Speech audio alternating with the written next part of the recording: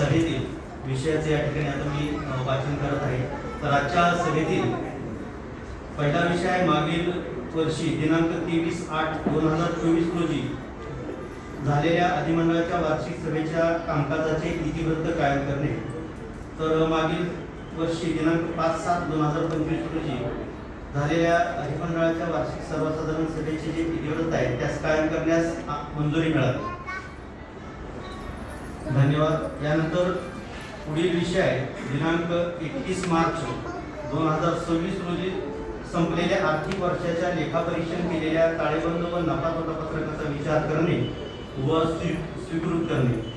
तर दिनांक 21 मार्च 2026 रोजी संपलेल्या आर्थिक वर्षाचा लेखापरीक्षण केलेला ताळेबंद व नफा तोटा पत्रक पुढील प्रमाणे: भांडवल व देणी संस्थेचे भागभांडवल ₹70,14,100, सभासद संख्या आहे 2704, राखीव व इतर निधी 63,73,978 आणि ठेवी 15,43,61,633, तरतुदी व इतर देणी 35,09,876, जिंदगी व येणे बाजूमध्ये हातावरील रोख शिल्लक 66,25,288, गुंतवणूक 3,87,57,337, कर्जे 18,72,39,887, इतर येणी 20,24,719, स्थावर व जंगम मालमत्ता 5,92,371, थकव्याज निधी 32,57,512, त्याचबरोबर मागील संचित तोटा 31,65,131, चालू वर्षातील नफा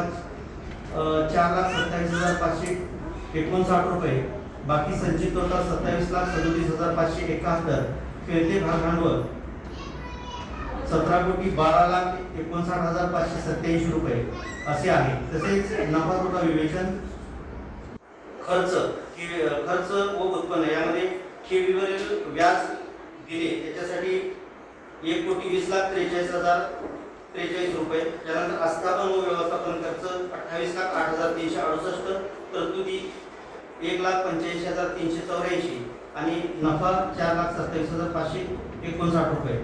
उत्पन्न बाजू आहे 1 कोटी, कर्जावरील व्याज 1,20,95,897, इतर उत्पन्न 6,02,670, जमा व्याज 26,65,788, तर संस्थेचे एकूण उत्पन्न रुपये 1,54,64,355 व खर्च रुपये 1,50,36,795 असे झाले आहे।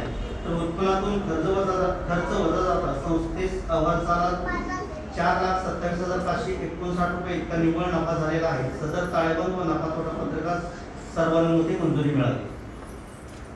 धन्यवाद। यानंतर पुढील विषय आहे सन 2025-26 या सालचे लेखापरीक्षकाकडून आलेल्या वैधानिक लेखापरीक्षण अहवालाचा विचार करून स्वीकृत करणे व सन 2024-25 च्या दोषदुरुस्ती अहवालास मंजुरी देणे।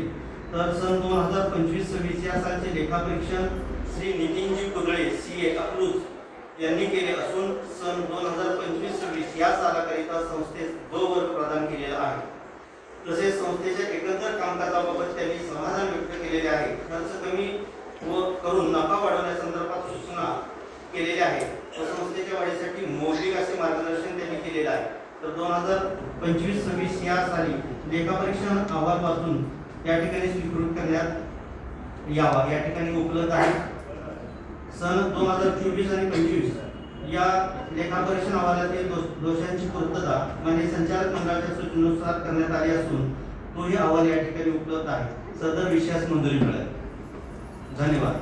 यानंतर पुढील विषय आहे सन 2026-27 सालचे अंदाजपत्रकास मंजुरी देणे व सन 2025-26 या सालामध्ये अंदाजपत्रकापेक्षा जादा झालेल्या खर्चास मंजुरी देणे। तर माननीय संचालक मंडळाचे सन 2026-27 सालाकरिता अंदाजे उत्पन्न 2,61,21,000 व खर्च 1,97,21,172 व निव्वळ नफा ₹63,99,828 असे खर्च व उत्पन्नाचे अंदाजपत्रक तयार केले असून त्यास मंजुरी मिळाली। धन्यवाद। यानंतर सन 2025-26 चे अंदाजे उत्पन्न 1,27,32,100 व खर्च 1,12,35,581 व निव्वळ नफा 14,96,519 असे अंदाजपत्रक होते। सन 2025-26 चे प्रत्यक्ष उत्पन्न 1,54,64,355 तर खर्च 1,50,36,795 त्यामुळे संस्थेस रुपये 4,27,549 एवढा नफा झालेला असून सन 2025 आणि 26 या सालामध्ये रुपये 38,01,314 एवढा खर्च अंदाजपत्रकापेक्षा जास्त झालेला आहे, त्यास मंजुरी मिळाली. धन्यवाद. यानंतर पुढील विषय आहे सन 2026 आणि 27 करिता शासनाच्या नामतालिकेवरील वैधानिक लेखापरीक्षकाची नेमणूक करणे, अंतर्गत लेखापरीक्षकाची नेमणूक करणे व त्यांची फी निश्चित करणे. तर सन 2026 आणि 27 सालाकरिता वैधानिक लेखापरीक्षक आणि अंतर्गत लेखापरीक्षण यांची नेमणूक करण्याचे अधिकार माननीय संचालक मंडळाला देण्यात यावे. धन्यवाद. यानंतर पुढील विषय आहे माननीय संचालक मंडळ व त्यांचे नातेवाईक यांना दिलेल्या कर्जाबाबत माहिती देणे. तर संचालक मंडळ व नातेवाईक यांना दिलेली कर्ज ही साधारणतः 5% एकूण कर्जाच्या 5% आसमध्ये असायला हवी. तर सदर कर्जाचे प्रमाण आपल्याकडे अत्यावश्यक म्हणजे 1.38 एवढे आहे. तर सदर विषयास मंजुरी मिळाली. धन्यवाद. यानंतर पुढील विषय आहे महाराष्ट्र राज्य सहकारी संस्था अधिनियम 1960 ची कलम 24 ब नुसार आपल्या संस्थेचे सभासद अधिकारी कर्मचारी यांच्यासाठी सहकार शिक्षण व प्रशिक्षण कार्यक्रम राबवणे. तर या ठिकाणी सहकार प्रशिक्षक आदरणीय जितेंद्र चव्हाण साहेब या ठिकाणी उपस्थित आहेत. दोन्ही सभेचे कामकाज झाल्यानंतर त्यांचे या ठिकाणी सहकाराचं प्रशिक्षण होईल, त्यास मंजुरी मिळाली.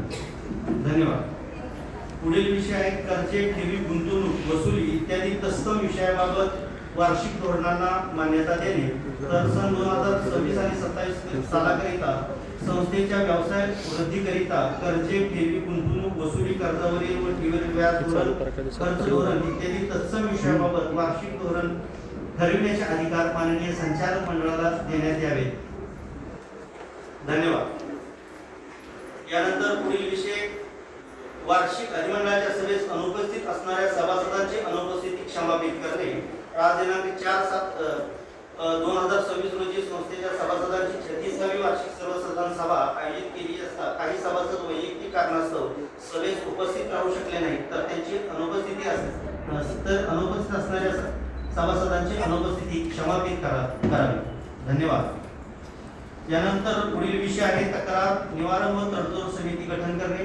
मागील वर्षीच आपण तक्रार व तडजोड समिती गठीत केलेली आहे. सदर समिती कायम ठेवण्यास मंजुरी मिळाली. धन्यवाद.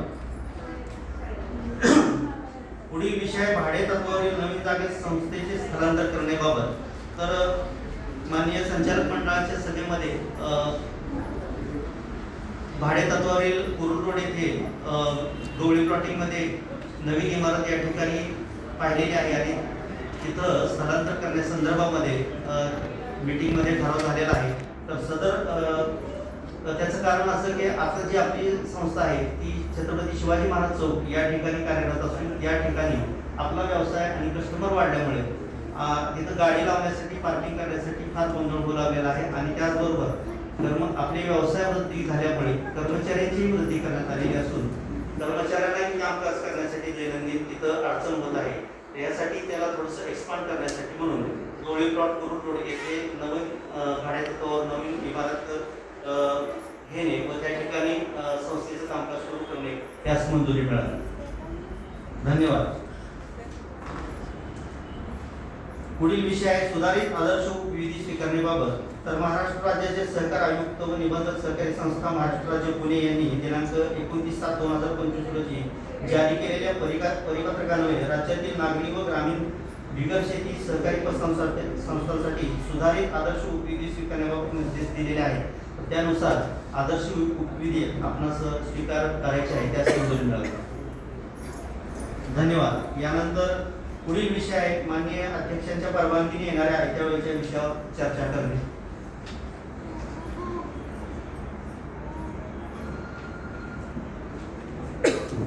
ठीक आहे. आयत्या वेळी कोणताही विषय आलेला नाही. तर आदरणीय चेअरमन साहेब यांच्या परवानगीने या ठिकाणी मी सभेचं कामकाज या ठिकाणी संपन्न झालं असं जाहीर करतो. यानंतर मोहोळ अर्बन कोऑपरेटिव्ह बँक यांच्या सभेचे कामकाज या ठिकाणी सुरू होईल.